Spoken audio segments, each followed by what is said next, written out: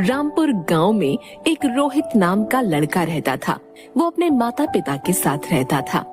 उसकी एक छोटी बहन भी थी जिसका नाम था प्रेरणा। रोहित बहुत अमीर था। इतना धन होने के बावजूद भी उसका लालच खत्म ही नहीं हो रहा था। वो धन कमाने के नए नए हथकंडे अपनाता रहता। एक दिन, अरे कहाँ हो? यहाँ आओ जल्दी। अरे जल्दी आओ भाई। क्या हुआ? आ रही हूँ। इतना हड़बड़ाए हुए क्यों हो? तुम्हें पता है, उस शापित घड़े को लेने के चक्कर में फिर से एक आदमी मारा गया। अरे रे, सब लोगों को पता है उस घड़े के बारे में, फिर भी लोग न जाने क्यों उस घड़े को लेने की कोशिश करते हैं। हाँ हाँ, कह तो तुम सही रही हो। माँ, पिताजी, आप लोग किस घड़े के विषय में बात कर रहे हैं? किसी भी नहीं, किसी भी घड़े की नहीं। रोहित, आज काम पर नहीं जाओगे क्या? बस जा ही रहा था। इतना कहकर रोहित घर से निकल जाता है। तभी रोहित की माँ कहती है, अच्छा हुआ रोहित को कुछ पता नहीं चला। हाँ, सही कह रही हो। इधर रोहित के दिमाग में बस शापित घड़े की ही बात चल रही थी। वो चलते चलते बस यही सोच रहा था कि उस शापित घड़े का क्या रहस्य है। वो जा ही रहा होता है, तभी उसे दो लोग दिखाई देते हैं और वो उसी घटना के बारे में बात कर रहे थे। वो उनकी बातें सुनने के लिए वहाँ रुक जाता है, लेकिन रोहित को देखते ही वो दोनों चुप हो जाते हैं। आप दोनों चुप क्यों हो गए? मुझे भी बताइए उस घड़े के रहस्य के बारे में। अरे जाओ जाओ, हैं? हमें कुछ नहीं बताना, जाओ। रोहित उन दोनों व्यक्तियों से जिद करने लगा, जिसको देख उनमें से एक व्यक्ति उसे शापित घड़े का राज बताने के लिए राजी हो जाता है।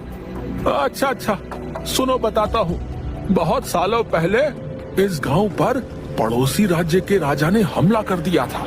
हाँ, और राजा ने अपने धन को बचाने के लिए अपना सारा धन एक घड़े में भरकर पहाड़ी के पीछे बने हुए कुएं में छिपा दिया था और उसे मंत्रों की मदद से शापित कर दिया था। लेकिन युद्ध के समय राजा मारे गए। पड़ोसी राज्य के राजा ने उस धन को खोजने की बहुत कोशिश की, लेकिन उसे वो धन नहीं मिला। लेकिन थोड़े दिन बाद उसे उस खजाने के बारे में पता चल गया और वो खजाना लेने वहां गया। लेकिन जैसे ही उसने घड़े को छुआ, वो मारा गया। लोग ऐसा कहते हैं कि उस खजाने की रक्षा एक राक्षस कर रहा है जो बहुत ताकतवर है। अब क्या वो घड़ा अभी भी वही है? हाँ, अभी भी वही है, लेकिन कोई भी व्यक्ति उसे पा नहीं सकता। जो भी वहाँ जाता है वो राक्षस उसे जिंदा नहीं छोड़ता। हाँ, अब अच्छा, अब मैं चलता हूँ। इतना कहकर रोहित वहाँ से आगे बढ़ गया और उस घड़े के खजाने को लेने के बारे में सोचने लगा। वो दफ्तर पहुँचा और काम करने लगा, लेकिन उसके दिमाग से खजाने की बात गई ही नहीं। वो रात में अपने घर लौटा तो देखा उसके माता पिता कहीं जाने की तैयारी में खड़े हैं। उनको देखकर रोहित ने पूछा, माँ, पिताजी, आप दोनों कहाँ जा रहे हो? बेटा, वो तेरी नानी की तबीयत अचानक खराब हो गई, हम वहीं जा रहे हैं। तुम अपना और प्रेरणा का ध्यान रखना। ठीक है माँ, आप लोग जाइए। हाँ हाँ माँ, आप लोग जाइए ना। रोहित को इससे अच्छा मौका नहीं मिलता उस खजाने को लेने जाने का।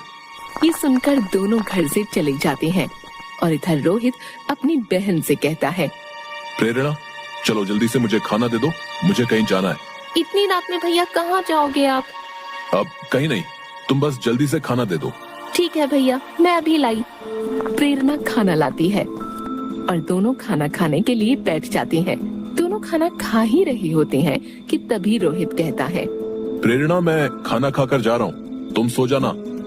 इतना कहकर रोहित वहाँ से निकल जाता है। प्रेरणा के कई बार पूछने पर भी रोहित ने उसे कुछ नहीं बताया। उसे अपने भाई की चिंता होने लगी और वो अपने भाई के पीछे पीछे जाने लगी। और थोड़ी ही देर में रोहित उस पहाड़ी के पीछे पहुंच गया और उसके पीछे पीछे प्रेरणा भी वहां पहुंच गई। उसे पहले से ही उस जगह के बारे में पता था। उसने अपने भाई को रोकने के लिए उसे आवाज दी, भैया, रोहित भैया, रुको ना। रोहित आवाज सुनकर रुक जाता है और देखता है कि एक लड़की उसकी तरफ भागी चली आ रही है। तभी प्रेरणा भागी भागी रोहित के पास पहुंचती है। प्रेरणा को देखकर रोहित को गुस्सा आ जाता है और वो कहता है, तुम यहाँ क्या कर रही हो? तुम क्यों आई हो मेरे पीछे? भैया आपको पता भी है इस जगह के बारे में, चलिए आप यहाँ से। तू जा, मैं आ जाऊंगा थोड़ी देर में। नहीं भैया आप चलिए यहाँ से, कहीं आप उस घड़े से वो शापित खजाना तो लेने नहीं जा रहे?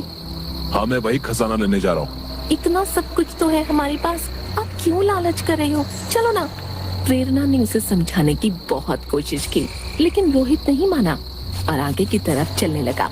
प्रेरणा भी उसके पीछे पीछे चलने लगी और थोड़ी ही देर में वो उस घड़े के पास पहुंच गए। तभी रोहित बोला, प्रेरणा तुम चली जाओ। नहीं भैया आप भी चलो। ठीक है, मत जाओ, यहीं रहो तुम, मैं कुएं के अंदर जा रहा हूँ। प्रेरणा वही कुएं के पास रुक जाती है और रोहित उस कुएं के अंदर जाता है।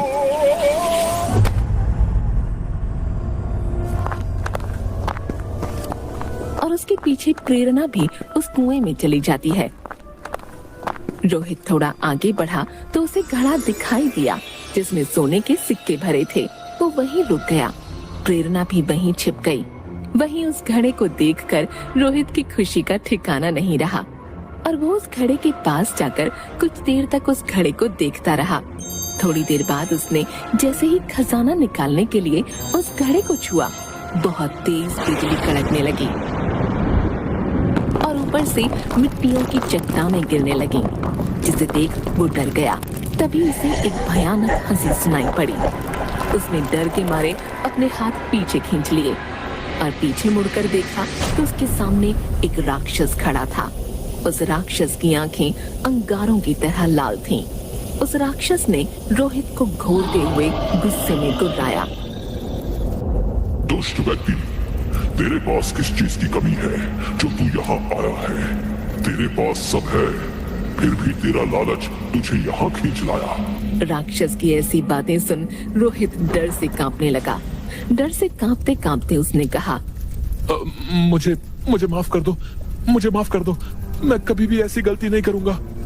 लालच करने वालों के लिए मेरे पास कोई माफी नहीं है।